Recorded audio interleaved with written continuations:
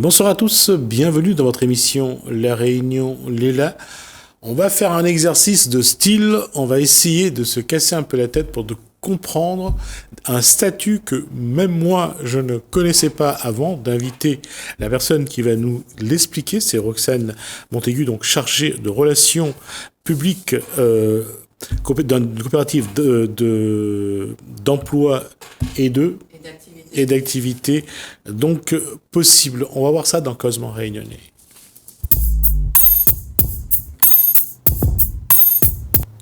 Alors je vais vous le répéter, chargé de relations publiques dans une coopérative d'activité et d'emploi possible. Déjà ce mot, bonsoir Roxane Montaigu, on a l'impression que c'est quelque chose de tellement nouveau, mais c'est pas si nouveau que ça apparemment, parce que vous y êtes depuis un moment. Oui, et puis les coopératives, ça existe depuis 1830. D'accord. Alors votre coopérative s'appelle donc, Possible. Coopérative d'activité et d'emploi possible. Ça veut dire quoi exactement ?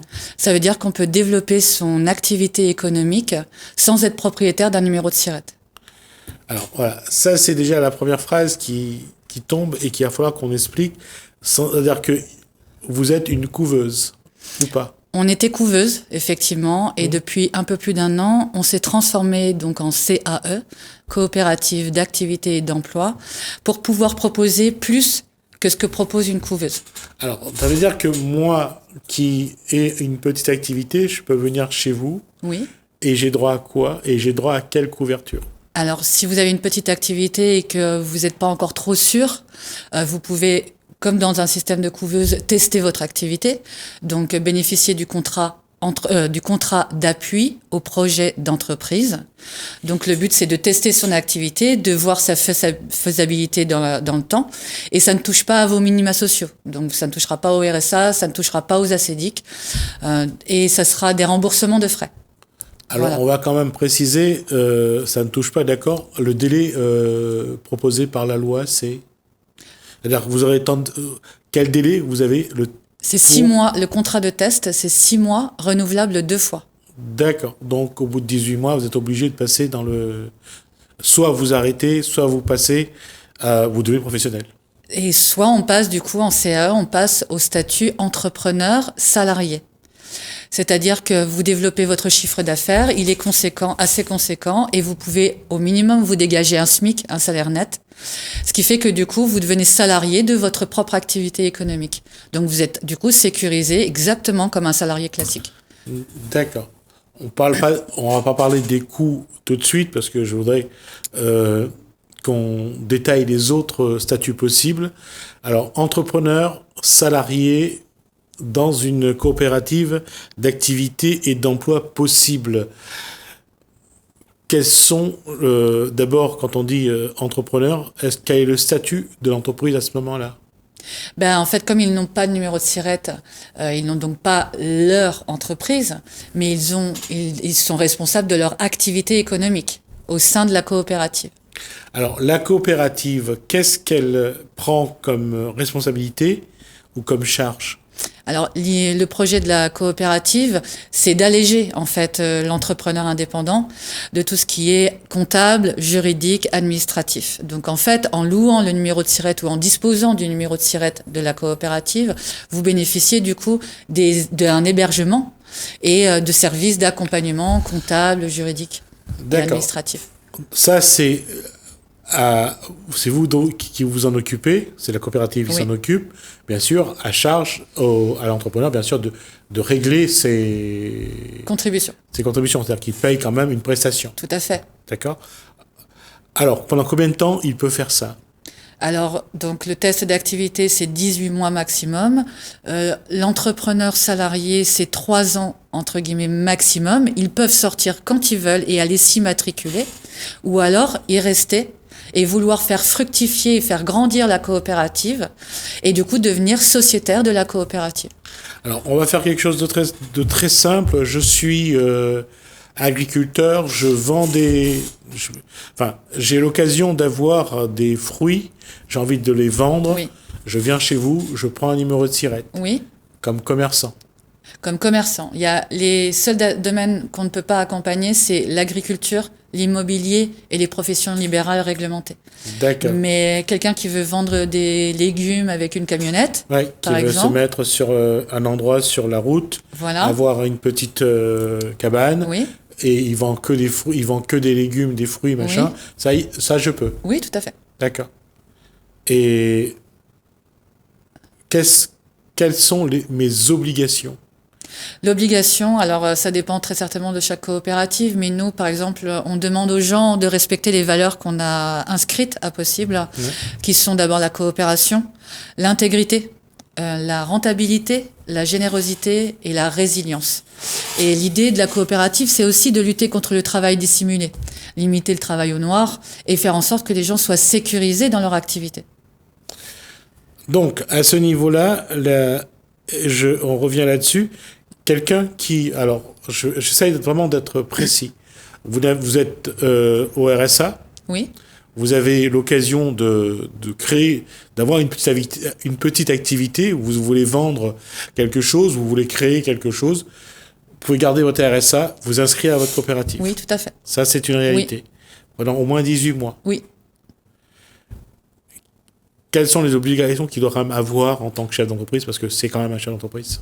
De ne pas de facturer et d'être complètement intègre. L'idée, c'est d'être le plus correct, j'ai envie de dire, au niveau de la loi.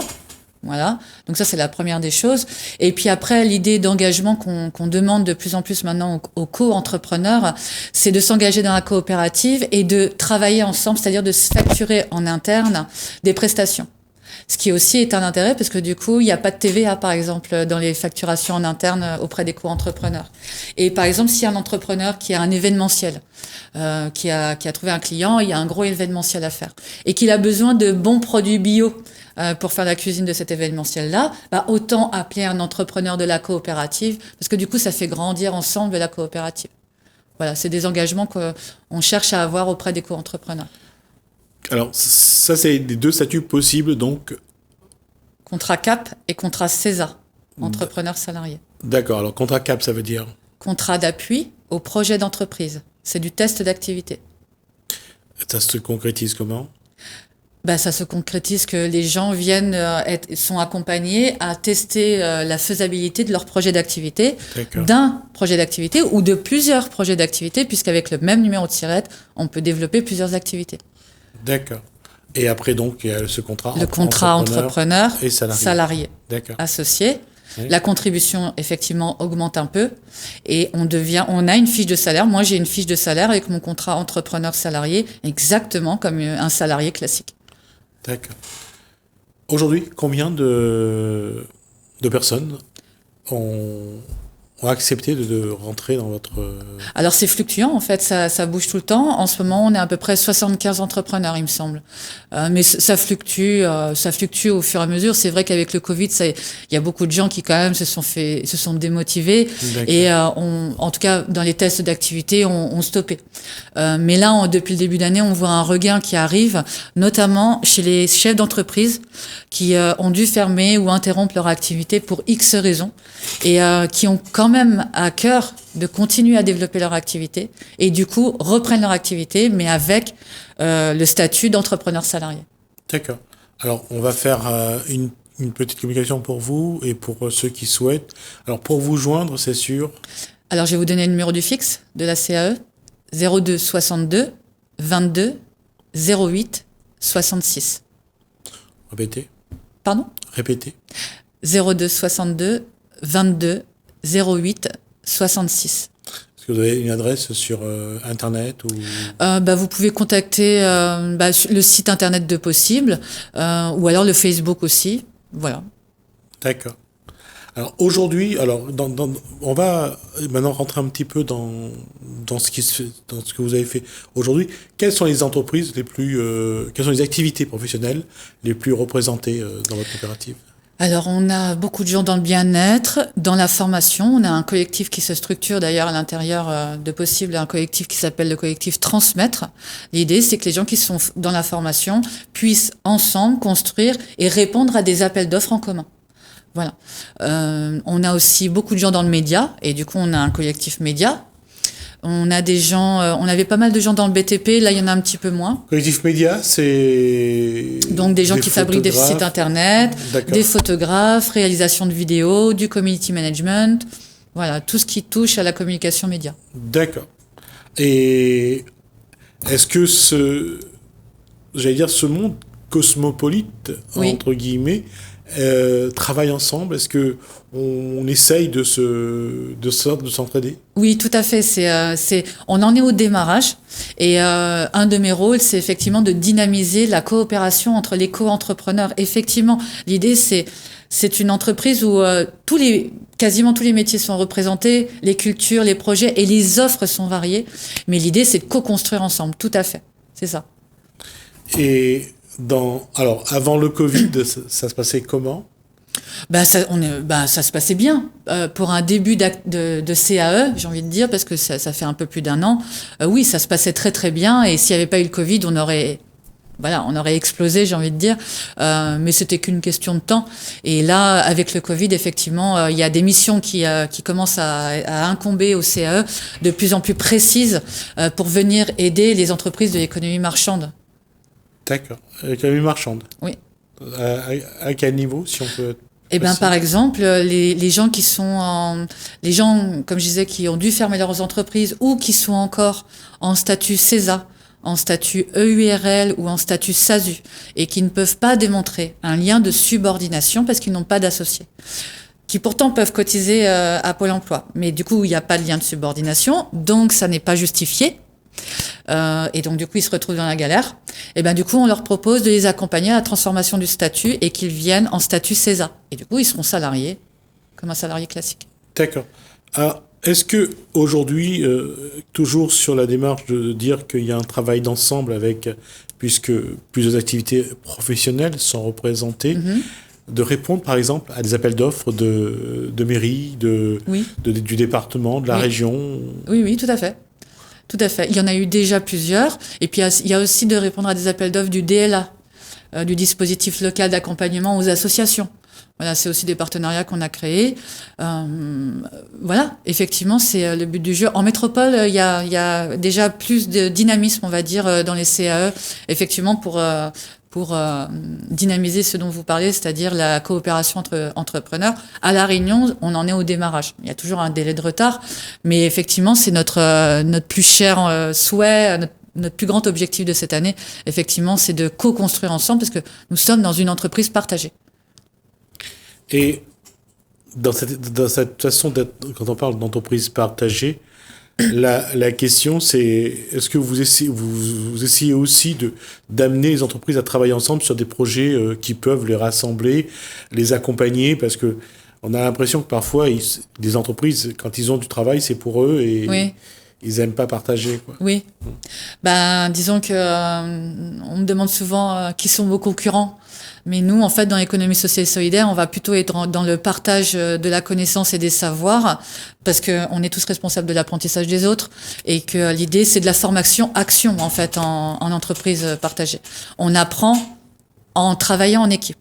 Voilà, donc effectivement, on dit, là, c'est vrai que ça a été compliqué de pouvoir organiser des rassemblements de groupes de travail pendant quelques semaines, mais là, on est en train de le développer de plus en plus, effectivement, oui. C'est vraiment, soit on choisit d'être individualiste ou de continuer à être individualiste et dans la concurrence, mais bon, on se rend compte que le système est à bout de souffle, soit on choisit de co-construire et de répondre ensemble à des appels d'offres, et il y a de l'argent pour tout le monde à se faire, hein. C'est pas, j'allais dire, être individualiste, c'est même plus la question, parce que on est professionnel sur une posture. Oui. On ne l'est pas sur 50. Bien sûr. Donc, on a besoin de collaborer, d'être ensemble pour répondre, ne serait-ce qu'à un appel d'offres. Tout à fait. Et de se compléter. Est-ce que ça va vous amener à mettre en place, par exemple, des formations sur la communication pour que les gens travaillent sur des postures, vraiment de dire on y va ensemble, on essaye d'avoir le marché ensemble, de travailler ensemble et de gagner ensemble. Oui, c'est exactement ça, tout à fait. Et là, on commence à proposer des formations, c'est le démarrage du début d'année. Des formations, parce que le but, c'est de permettre aux entrepreneurs de gagner des compétences d'entrepreneurs responsables et donc prudents. Et ça doit s'apprendre, ça. Et donc, du coup, on est en train de terminer la certification de centre de formation Datadoc, et puis dans pas longtemps Calliope, pour reconnaître nos qualités de formation pour les entrepreneurs, effectivement, en termes de communication, de marketing, voilà. Parce que là aussi, je crois que c'est à ce niveau-là qu'il y a un gros travail. Les amener par exemple également sur les réseaux sociaux, les amener à bénéficier de ce que peut apporter le numérique, mais aussi savoir aller à la rencontre des gens, savoir se vendre, savoir avoir des postures qui doivent être gagnantes pour l'entreprise. Il y a une démarche à faire à ce niveau-là. Oui, tout à fait. C'est le chemin qu'on entreprend, effectivement. Ouais. Oui. Et ce travail-là, j'allais dire, c'est vous, avec les responsables, qui allez mettre en place pour essayer de gommer un petit peu, parfois, certaines maladresses que peuvent avoir certains chefs d'entreprise Oui, alors avec l'équipe support, parce qu'on est quand même assez nombreux, mine de rien, maintenant, mais aussi avec des entrepreneurs qui ont des compétences pour former les autres entrepreneurs. On a des entrepreneurs formateurs dans notre entreprise, qui du coup sont en train de structurer des modules de formation pour les autres entrepreneurs de la CAE. Oui. Et c'est là où je me dis que dans la démarche, même si c'est pas nouvelle, en tout cas il faut faire l'effort parce que les gens ont du mal à sortir de leurs habitudes, de leur schéma de fonctionnement. Oui, tout à fait, bien sûr. C'est changer les habitudes, ça paraît simple, mais en fait, c'est vraiment le plus difficile. L'idée, c'est de savoir interrompre des situations qui sont où on n'est pas bien et de pouvoir transiter vers d'autres sphères, d'autres univers qui sont beaucoup plus bénéfiques pour soi-même et pour la communauté. Et comment, avec ce Covid-là, parce qu'il faudra quand même... Il y a des gens, les entrepreneurs salariés qui vont venir, ils vont être dans cette... un an dans le Covid, c'est pas simple. Ça crée quand même des traumatismes, ça crée des névroses. Il y a des choses quand même qu'il faudra aussi veiller pour que ça n'altère pas, j'allais dire, le travail professionnel. Bah oui, tout à fait. Après, nous, on n'est pas responsable on est responsable de plein de choses. Pour autant, on ne peut pas être sur tous les fronts et on n'est pas là pour tenir la main et faire de l'assistanat. L'idée, c'est d'amener les gens à ne plus être demandeurs ou à être dans la complainte de la galère, qui est une vérité, bien sûr. Mais l'idée, c'est de permettre aux gens de devenir acteurs. Et donc, être non pas réactif sur un problème, mais proactif et aller voir les perspectives qui s'offrent à côté. C'était à vous de leur donner, si c'est possible, les outils, que ce soit en communication ou autre, pour avoir la bonne posture.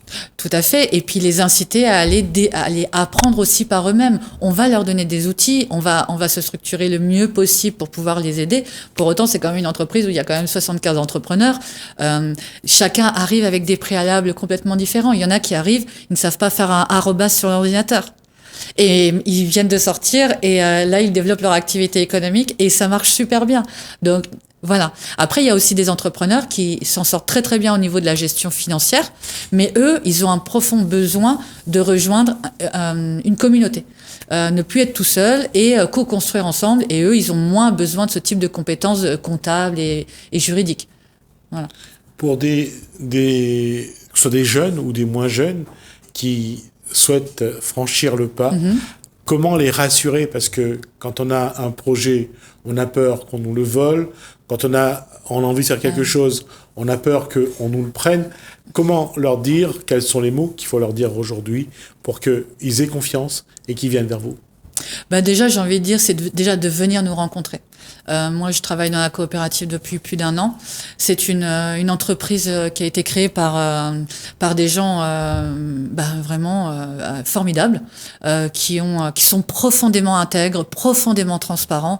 Déjà, j'ai envie de dire, venez à notre rencontre, aux informations collectives, venez nous rencontrer en individuel ou en visio si vous êtes trop loin de la coopérative. Et après, vous verrez, vous rendrez compte de l'intérêt de ne plus croire qu'on va nous voler quelque chose, mais plutôt qu'on va nous offrir tous les outils qui nous manquent pour pouvoir s'épanouir pleinement dans nos activités économiques. Il y a aussi un fait, c'est que dans une coopérative, il faut que tout le monde gagne pour que la coopérative gagne et que la coopérative avance tout le monde ensemble.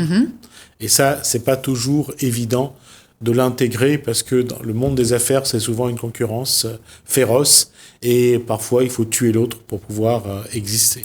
Oui. Alors après, moi si je parle que de moi, je viens pas de ce milieu-là.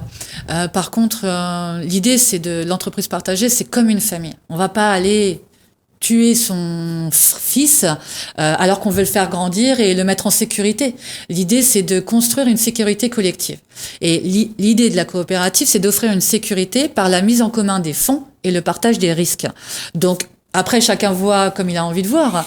Ce qu'on sait, c'est que maintenant, avec ce Covid-là, qui est une révolution et qui nous permet de retourner à des valeurs qu'on a complètement perdues, moi, j'ai envie de dire, on n'a rien à perdre à venir tester ce que on vous propose. Vous perdrez pas 3 000 € à vouloir monter une structure juridique ou à perdre 3 000 € aussi à fermer votre entreprise de l'économie marchande. Là, vous payerez une contribution, vous payerez une RC Pro qui est beaucoup moins chère, 3 fois moins chère qu'une auto-entreprise normale. Donc au final, vous perdez quasiment rien. Vous venez tester. Si vous vous sentez bien avec nous, vous continuez. Si vous en avez marre, vous sortez et on vous accompagnera à votre immatriculation. D'accord. En tout cas, Roxane Montaigu, merci pour ces échanges. On arrive à la fin de notre échange. Donc, je rappelle, vous êtes chargée de relations publiques pour la coopérative d'activité et d'emploi possible. On aura l'occasion de vous revoir sur ce plateau, vous ou vos entreprises également, pour voir un petit peu comment ça se passe du côté donc de la coopérative. Nous, on va prendre le temps de regarder 2 reportages. On va reparler d'esclavage et du 20 décembre et aussi de ce qui va se passer cette année concernant le colloque qui sera organisé par Quartier Libre au mois d'octobre de cette année. Donc, on va écouter Marilyn Champignol, sa présidente, et également la région qui accompagne donc Quartier Libre, Didier Robert, le président de région. Je vous retrouve juste après.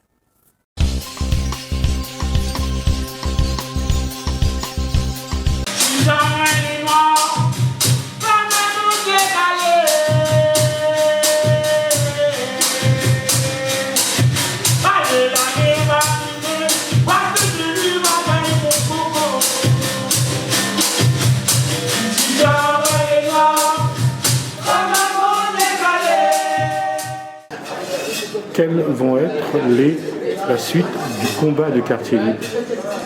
Alors, je voudrais tout de même apporter une petite précision sur le fait que le site a été inscrit.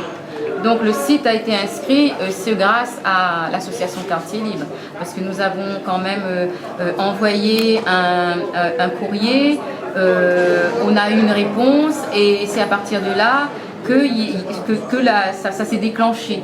Donc j'ai envie de dire que c'est le travail de Quartier Libre. Comme certains a tendance à se l'approprier, donc j'insiste là-dessus. Voilà.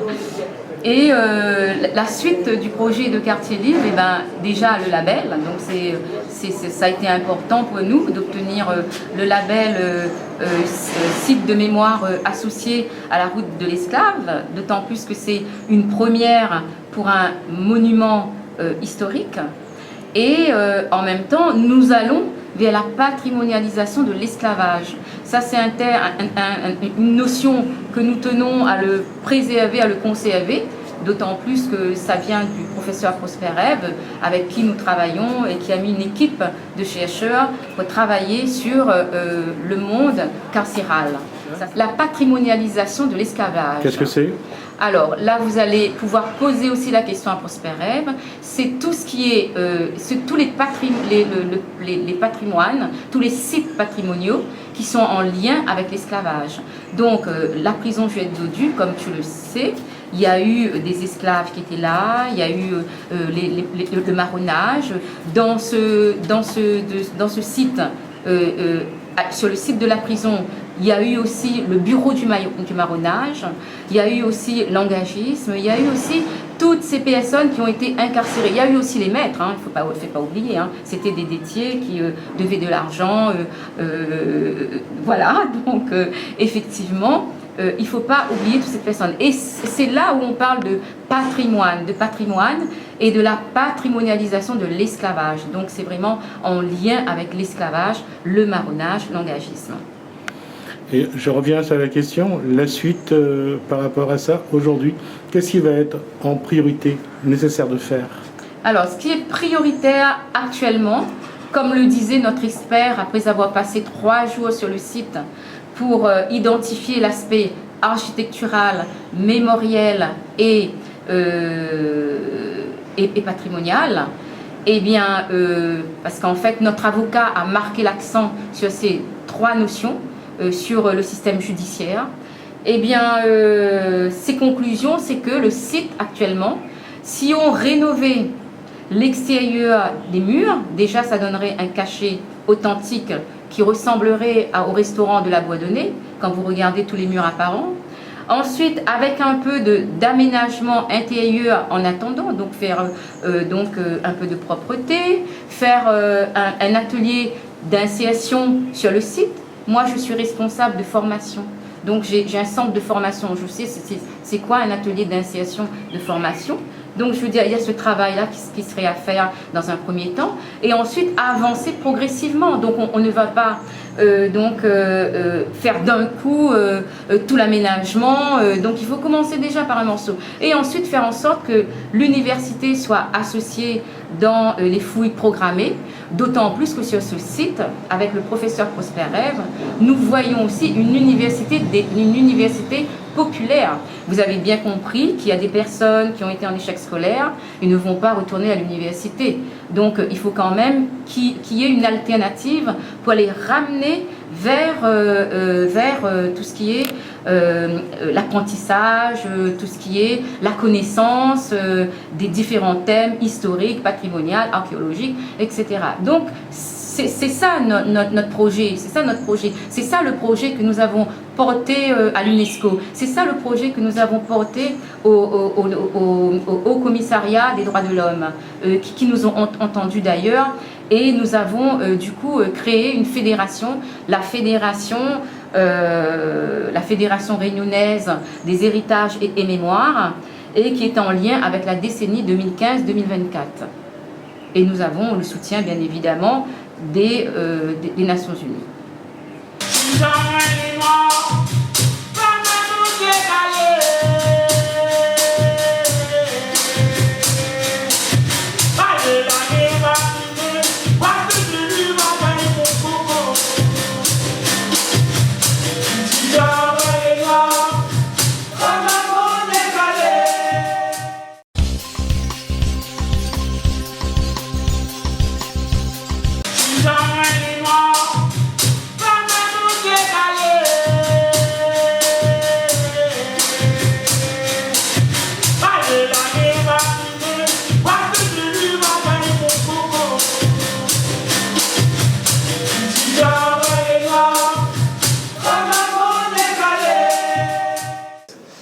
À l'occasion du 20 décembre cette année, nous avons souhaité, bien sûr, comme nous le faisons traditionnellement, accompagner des artistes, accompagner donc différentes associations, mais nous avons voulu mettre l'accent sur la dimension de patrimoine, le patrimoine lié à l'esclavage, en particulier donc l'ancienne prison Juliette Jodu pour laquelle l'association Quartier Libre a beaucoup travaillé ces dernières années.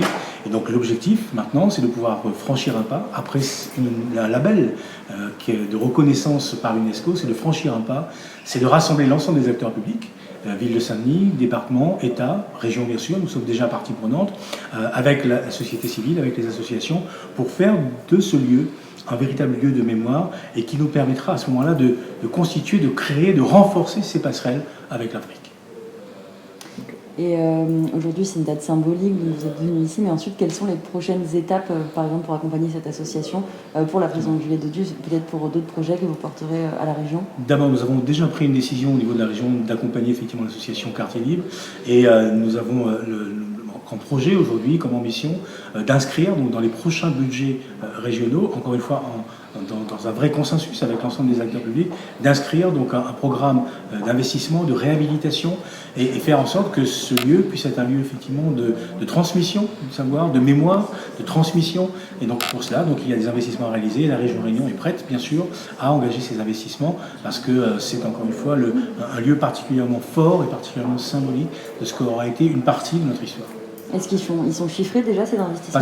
Pas encore. Nous avons encore vraiment un gros travail à faire aujourd'hui pour pouvoir effectivement définir le projet d'ensemble et puis surtout nous appuyer sur l'association Quartier Libre, sur Marie-Hélène Champigneux, sur Prosperef, sur tous ceux qui finalement ont porté ce projet jusqu'à maintenant et qui auront à cœur de pouvoir le faire vivre, le faire évoluer dans l'orientation souhaitée. Et quel est votre programme pour la suite de la journée? La suite de la journée, il croit que ça fait 2-3 petits camarades un petit peu partout, parce qu'on a l'occasion effectivement d'aller à droite et à gauche avec 2-3 camarades pour pouvoir fêter le 20 décembre. Donc la dimension conférence, la dimension patrimoine, mais la dimension aussi un peu de mémoire festive. Ok, merci Super, beaucoup. merci. C'est bon. Comment déjà, Président, on peut déjà réparer les blessures qui sont encore vivaces? Parce qu'il y a encore des blessures vivaces. Les blessures, elles sont vraies, les cicatrices, elles sont profondes. Donc, mais en même temps, le 20 décembre, c'est la liberté. Le 20 décembre doit être un moment aussi d'émancipation, un moment de fierté pour chaque Réunionnais. Donc il ne s'agit pas d'oublier d'où l'on vient, il ne s'agit pas de gommer notre histoire. Il s'agit de la prendre en compte dans toute sa plénitude. Mais en même temps, je veux que l'on regarde de l'avant, je veux que l'on prenne en compte toutes ces dimensions-là pour que la Réunion soit un territoire pacifié, où l'on se rassemble, où l'on soit réunis et où l'on ait véritablement envie de construire pour nous-mêmes et pour les générations futures. Et on ne réussira qu'à partir du moment où il y aura un collectif Réunion. Et ce collectif Réunion, par définition, il est fait de mixité. Il est fait d'Afrique, il est fait d'Inde, il est fait de Chine, il est fait des pays berceaux du peuplement de l'océan Indien, il est fait bien évidemment d'Europe. C'est tout cela qui fonde aujourd'hui l'identité, l'ADN de la Réunion. Donc c'est sur ces bases-là que nous devons, encore une fois, rassembler, unir, pacifier pour pouvoir avancer. C'est le prix de ce que nous avons à accomplir pour les générations futures. C'est un paradoxe de voir que même au niveau des associations, même au niveau de ceux qui cherchent, de voir que chacun le fait dans son coin, chacun le fait un petit peu en cachant un maximum ce qu'il a. Comment aujourd'hui créer un collectif justement dans cette démarche de recherche, de quête, pour connaître l'histoire de la Réunion, pour que le Réunionnais ait d'abord des données, après les transmettre. Comment faire en sorte de le faire ensemble? Il y a ce que les acteurs publics peuvent amener. Mais nous devons, pour pouvoir réussir, nous devons nous appuyer sur la société civile, nous devons nous appuyer sur nos historiens, nous devons nous appuyer sur les associations qui œuvrent chacune dans leur domaine pour pouvoir effectivement faire reconnaître, faire avancer donc, ces sujets. Donc il ne faut pas, de mon point de vue, que l'acteur public soit nécessairement en première ligne. À nous de pacifier, à nous de rassembler, à nous d'unir tout cela, mais laissons la main aussi et laissons le verbe, donc notamment aux historiens qui doivent pouvoir... dans les écoles, qui doivent pouvoir à tout niveau partager et transmettre. Là aussi, il y a encore un souci, c'est que la transmission dans l'éducation, elle n'est pas encore officielle. Il y a quelques actions sporadiques un petit peu de temps en temps, mais on n'a pas encore institué une éducation à l'histoire de la Réunion. L'histoire de la Réunion doit entrer de manière pleine et entière, donc à tous les niveaux, du système de notre éducation nationale. Ça, c'est le premier élément. Le deuxième élément, je fais partie de ceux qui considèrent que, justement, pour pouvoir franchir ce pas vers une meilleure pacification, vers une meilleure unité réunionnaise, la question de la langue ne doit plus être un sujet, la langue créole ne doit plus être un sujet d'opposition, mais être un sujet qui rassemble.